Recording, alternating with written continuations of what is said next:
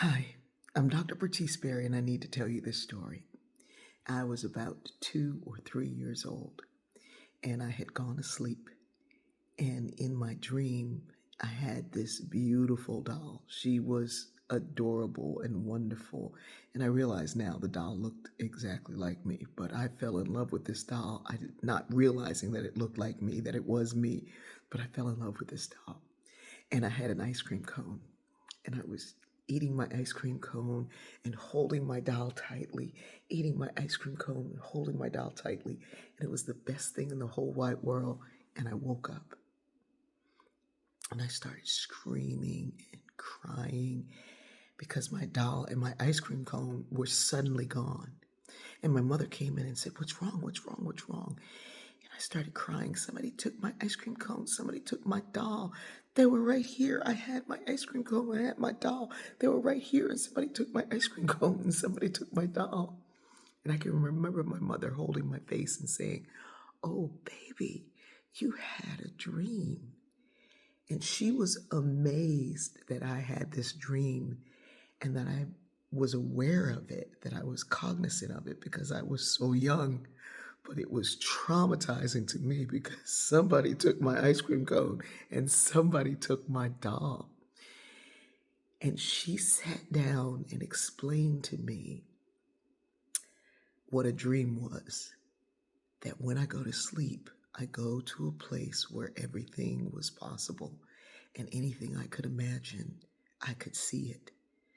And I said, "But where is it? Where did my stuff go? Where did my somebody took my ice cream cone, somebody took my doll." And she said, "All of those things are there, and anytime you go to sleep, you can see all of those things. And then when you come back to this world, you know what you're seeking, you know what to ask for, you know what you want." That memory came back to me today, and I would talk about it to my mother from time to time. And she was still fascinated as I grew up, became a grown woman, that at that young, I had a dream and could vocalize the dream. But the ice cream, I'm not sure what it represented, but I think getting something you want, right? But that doll represent holding on to myself, really holding on to myself while I get what I want. And knowing that now, knowing that being able to hold on to myself while I get my desires has been a battle cry for my whole life.